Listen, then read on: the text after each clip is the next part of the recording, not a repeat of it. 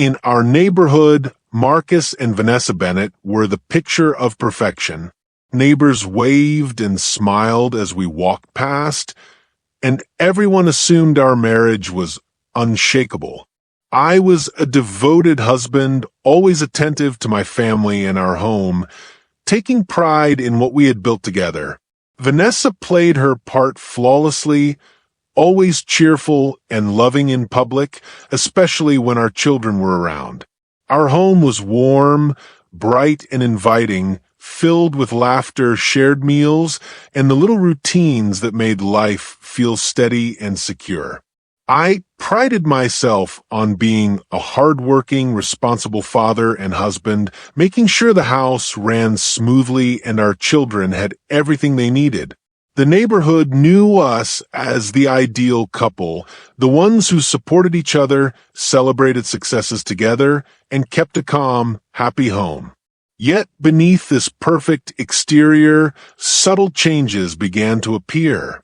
Vanessa started spending more time outside the house without explanation. Phone calls became secretive, and I noticed her carefully avoiding discussions about finances. Small signs, like her locking her laptop or slipping away to speak to someone privately, seemed minor at first, easy to dismiss. But the calm surface could no longer hide the undercurrent of deception. At the same time, I was focused on our shared goals. I meticulously managed our investments and assets, always thinking about the future security of our family. Every decision I made was deliberate, from choosing schools for the kids to balancing our financial portfolios.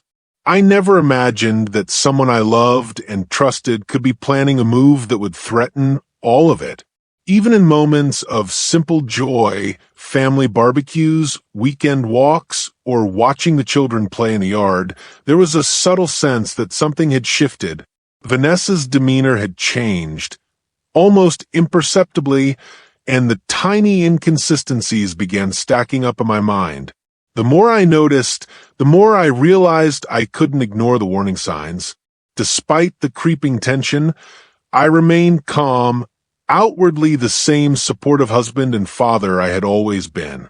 I didn't want to overreact or jump to conclusions, but I made mental notes of every odd behavior, every evasive answer, and every financial action she tried to keep secret. I had to prepare myself for what might come, even if it seemed impossible that the life we shared could be threatened so openly. This was the calm before the storm. The days when neighbors still believed in our perfection, unaware that a quiet betrayal was already underway. It was the moment when trust and love would collide with deception, setting the stage for a battle of strategy, patience, and legal maneuvering that would ultimately reveal who was truly in control of our shared life and assets. Marcus took pride in being a devoted husband and father, ensuring every detail of family life ran smoothly. The children were safe and happy, and the household hummed with the rhythm of care, laughter, and routine. His spouse played her part perfectly in public, smiling, engaging, and appearing as the loving partner everyone expected. But beneath this picture-perfect exterior, subtle changes were happening. Unbeknownst to Marcus, his spouse had begun quietly transferring property, bank accounts, and investments into her name. The process was slow, meticulous, and invisible to everyone else in the neighborhood. It wasn't the sudden betrayal of a dramatic confrontation. It was a hidden strategy that would soon surface and upend everything. Even as neighbors waved and complimented the couple on their seemingly flawless life, Marcus noticed little inconsistencies. Unexplained trips, new phone habits, and guarded discussions about finances. At first, he brushed them off, convincing himself that life could be hectic and everyone deserved some privacy. Yet the subtle tension lingered, a quiet storm behind the calm facade of suburban perfection. Marcus's reputation as a hardworking, trustworthy, and respected member of the community made the unfolding betrayal even more shocking. He had always played by the rules, trusted in love, and built a life everyone admired. The idea that someone he loved and trusted could be quietly manipulating assets, while the world continued to see them as the perfect couple, created a knot of suspense and unease that weighed heavily on him. This was the calm before the storm. To the neighbors, the marriage looked untouchable. To Marcus, every subtle hint of secrecy foreshadowed the coming conflict. What had begun as small, unnoticed transfers would soon escalate into a legal and emotional battle, and the community that had cheered their love would be forced to witness a shocking reversal of trust strategy and control. It started with small alerts, bank notifications, and property statements that didn't match what I expected. At first, I thought it was an error, a simple oversight. But as I dug deeper into shared accounts and legal documents, the truth hit me like a punch to the chest. She had been transferring assets to her name, quietly and methodically, right under everyone's eyes. Shock and disbelief overwhelmed me. How could she do this in plain sight, while the entire neighborhood thinks we have the perfect marriage? My heart pounded, and my mind raced through every barbecue, every friendly wave, every neighborly smile that had been oblivious to the betrayal unfolding in our own home. The suspense was unbearable. She continued her routine perfectly in public, laughing and chatting with neighbors as if nothing had changed, masking the truth behind a veneer of innocence. Each encounter reminded me how carefully she had planned this, her calm exterior hiding a storm of deception. Then came the twist that left me stunned and enraged. She filed for divorce, claiming publicly that she had acted in good faith, presenting herself as the wronged spouse. Neighbors were shocked, gossip spread quickly, and I was left reeling at the audacity and precision of her plan. The very people who had admired our marriage were now witnesses to a betrayal I hadn't imagined could happen so openly. My emotions were a whirlwind, anger, disbelief, and a sharp sense of urgency. This was no longer a private matter. It had become a public spectacle, a chessboard where every move mattered. I realized that to protect what was mine, I would need strategy, patience, and leverage.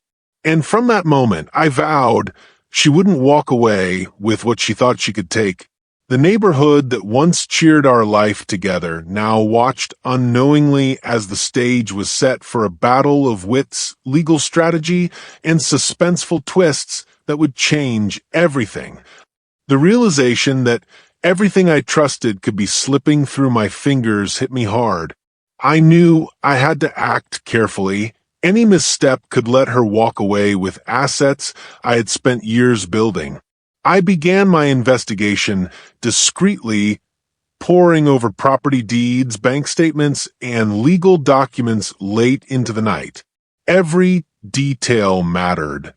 Signatures, transfer dates, account numbers, anything that could give me leverage. Each discovery was an emotional roller coaster. Waves of grief washed over me for the betrayal and the public humiliation in front of the neighbors who once admired our perfect life. Anger flared when I imagined her confidently presenting herself as the victim while secretly moving our wealth. And yet, beneath the grief and fury, a spark of determination began to grow. I refused to be powerless. I contacted a trusted lawyer privately, someone who could help me navigate the legal maze and exploit any loopholes without alerting her. Each consultation brought clarity. Small mistakes in her asset transfer paperwork, overlooked signatures, and misfiled forms became potential tools to reclaim what she thought she had stolen. These weren't just random errors. They were openings that, if used correctly, could turn the entire situation in my favor. The suspense of the investigation was intense. Every phone call, every document, every carefully hidden detail felt like a step closer to vindication. I realized that this was no longer just a personal fight. It was a strategic battle where patience, intelligence, and the law were my weapons. Then came the pivotal moment. I discovered a critical flaw in her asset transfer paperwork, a technicality that gave me legal leverage. My heart raced as I realized that the seemingly perfect plan she had executed so publicly and confidently could now be unraveled by a single precise move. This discovery was the turning point, the moment where hope replaced despair and strategy became my ally. After discovering the loopholes in her asset transfers, I knew the next step had to be precise. With my lawyer, we crafted a detailed plan designed to reclaim what she thought she had stolen, using every legal tool available. Injunctions were filed to prevent any further transfers. Detailed documentation of every suspicious move was prepared, and every legal form was double-checked for airtight accuracy. Meanwhile, Vanessa continued her public act, parading confidence in front of the neighbors, believing that her control over our assets and the perception of our perfect life made her untouchable. She had underestimated me. The quiet calculations, the evidence gathered, and the strategy being prepared behind the scenes were invisible to everyone else, but they were shaping a reckoning she never saw coming. Suspense hung in the air as every move was carefully timed. Each phone call with the lawyer, each submission to the court, each carefully organized piece of evidence added tension, like pieces of a puzzle clicking into place. I could feel the weight of public scrutiny and personal stakes blending, making the planning stage as dramatic as any confrontation that would follow. Then came the mini twist, the moment that set the trap. We executed a legal maneuver that froze her ability to sell, hide, or transfer any more assets. It was subtle, almost invisible, yet completely effective. She continued acting as if she were in control, unaware that every step she took was being countered by the very rules she tried to manipulate. I watched from the sidelines as neighbors, friends, and even family continue their routines, oblivious to the strategic chess game unfolding behind closed doors. My patience, planning, and understanding of the legal system gave me the advantage.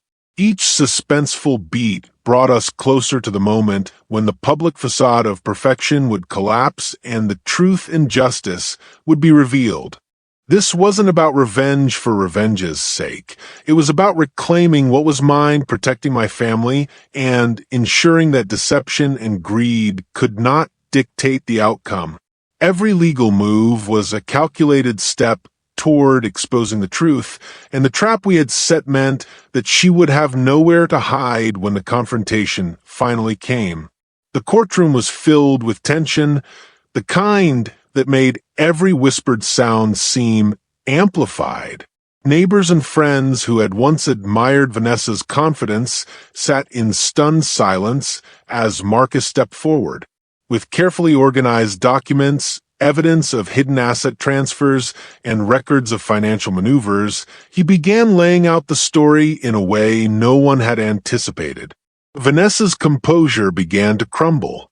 Every glance from Marcus's lawyer, every reference to the loopholes she had overlooked, and every document shown in court chipped away at her public confidence. The expressions of shock, panic, and guilt were impossible to hide. The neighbors who had once seen them as the perfect couple now witnessed the unraveling of a carefully constructed facade. Marcus's internal monologue kept him grounded. I never wanted this to become a spectacle, but I couldn't let her take what was mine. Every step, I took was to protect my family and the life we built. The suspense was electric. Each presentation of evidence brought gasps and whispers through the courtroom. The judge, attentive and deliberate, reviewed the files, the transfers, and the legal loopholes that Marcus had expertly leveraged. Then came the climactic moment. The gavel struck decisively. The ruling was in Marcus's favor. All assets were restored, future property rights protected, and Vanessa's attempts to manipulate or hide the transfers were nullified. Relief and triumph surged through Marcus, tempered with the recognition of what had been lost in trust and reputation. The courtroom audience felt the weight of justice served. The spectacle was undeniable, but it was Marcus's intelligence, patience, and strategy that had turned betrayal into victory. Every shocked face in the room, neighbors, friends, and even Vanessa herself witnessed the full impact of a plan executed with precision. Back at home, the tension that had gripped me for weeks finally lifted. The quiet of the evening was a stark contrast to the chaos of the courtroom, and relief washed over me in a way that words couldn't fully capture. I felt pride, not just for reclaiming what was mine, but for navigating the entire ordeal with patience, strategy, and calm resolve. As I walked through the rooms that had once felt heavy with uncertainty, I reflected on how public betrayal had played out in front of neighbors who had watched our marriage with admiration. What they didn't see was the meticulous planning, the legal strategy, and the patience it took to ensure justice was served. Emotions swirled. Gratitude for the law, satisfaction at justice, and a bittersweet acknowledgement of the trust that had been broken. The neighborhood that had once cheered our perfect life now silently acknowledged the outcome. Strategy and intelligence had triumphed over deceit. I couldn't help but think of you, the viewer. Have you ever faced betrayal in full view of others? How would you respond if trust and reputation were on the line? The stakes are higher when the world is watching and the lessons are harder learned. But the rewards of patience and clever strategy are greater. Though this chapter has ended, the story isn't over. There are countless tales of deception, cunning, and clever victories waiting to be told, stories where betrayal meets consequence and justice prevails in unexpected ways.